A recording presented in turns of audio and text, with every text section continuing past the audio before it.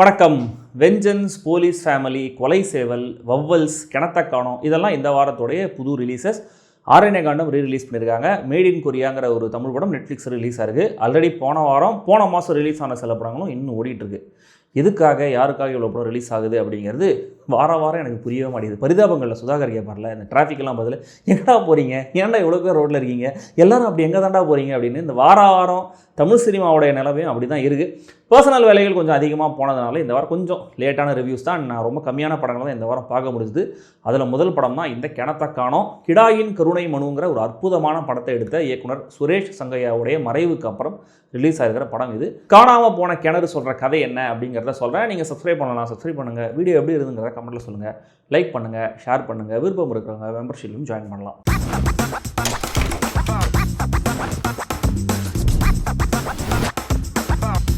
கிணத்தக்கானம் ராமநாதபுரத்தில் கோடங்கிப்பட்டிங்கிற ஒரு கிராமம். சுத்தமாக தண்ணி வசதி இல்லாத இந்த கிராமத்தில் தண்ணிக்காக பல கிலோமீட்டர் போய் தினமும் மக்கள் கஷ்டப்படுறாங்க.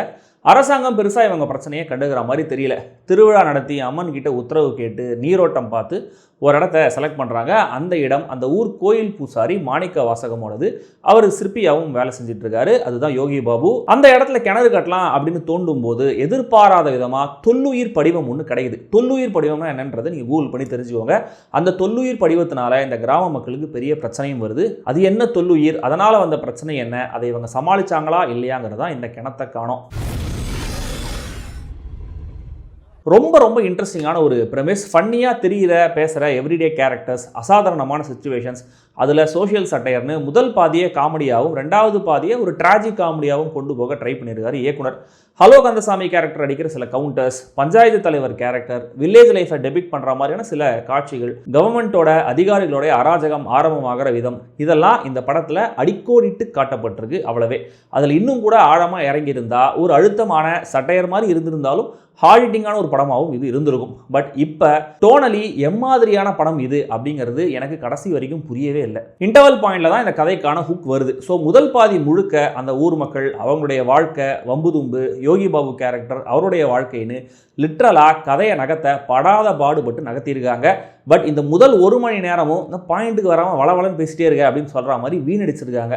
ஏன்னா ஃபர்ஸ்ட் ஹாஃபில் வர கேரக்டர்ஸை வச்சு தான் செகண்ட் ஹாஃப்லையும் கதை நகருது. பட் ஸ்டேக்ஸ் இல்லாமல், பே ஆஃப் இல்லாமல் தான் செகண்ட் ஹாஃப் முழுக்க இருக்குது. ஏன்னா அதுக்கான சீட்ஸ் முதல் பாதையில் பிளான் பண்ணப்படலை. யோகி பாபுடைய தாத்தா கேரக்டர் ஒருத்தர் இருக்கார். ஜன்னல் வழியாக பார்க்குறதையும் கிணறு போர்வெல் மெசேஜையும் தாண்டி இந்த கேரக்டருக்கான தேவை என்னங்கிறது சரியாக புரியல. ஸோ செகண்ட் ஹாஃபில் இந்த கேரக்டரை வச்சு ஒரு ஷாக் கொடுக்க ட்ரை பண்ணாலும் அது ஒர்க் ஆகலை. நத்தை அப்படின்னு நகர்ந்து போகிற ஒரு பெரியவர் கேரக்டர் வரார். ஆக்சுவலாக அவர் பார்த்தாலே பாவமாக இருக்குது. அவருக்காக செகண்ட் ஹாஃபில் ஒரு அழகான மொமெண்ட் ஒன்று வச்சுருக்காங்க. பட் அகைன் இவர் யார் என்னன்னு இவரை பற்றி நம்ம எதுவுமே தெரிஞ்சுக்காம தான் இருக்கும். ஸோ அந்த அழகான மொமெண்ட்டும் ரெலவன்ஸ் இல்லாமல் போகுது.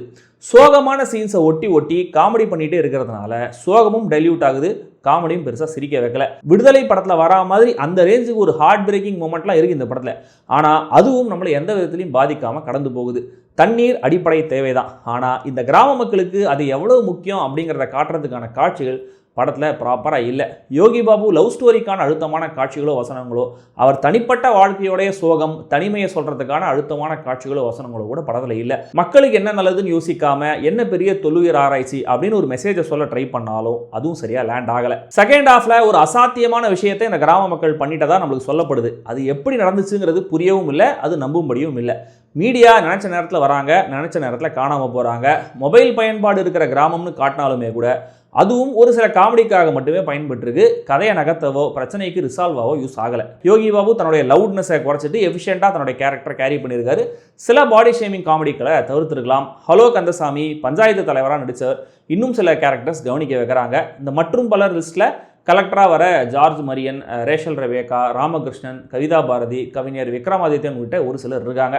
நிவாஸ் கே பிரசன்னா இசை ஜெனரிக்காக சவுண்ட் ஆச்சு. தெய்வம் இல்லையோங்கிற அந்த பாட்டு கேட்க ரொம்ப நல்லா இருந்தது. மொத்தத்தில் இந்த கிணத்தக்கானம் இன்ட்ரெஸ்டிங்கான ப்ரெமிஸ் மட்டும் இருக்கிற ஒரு சுமாரான சோஷியல் சட்டையர். விருப்பம் இருக்கிறவங்க ட்ரை பண்ணுங்கள். பார்க்கணும்னு நினச்சிங்கன்னா குடும்பத்தோடையே பார்க்கலாம்.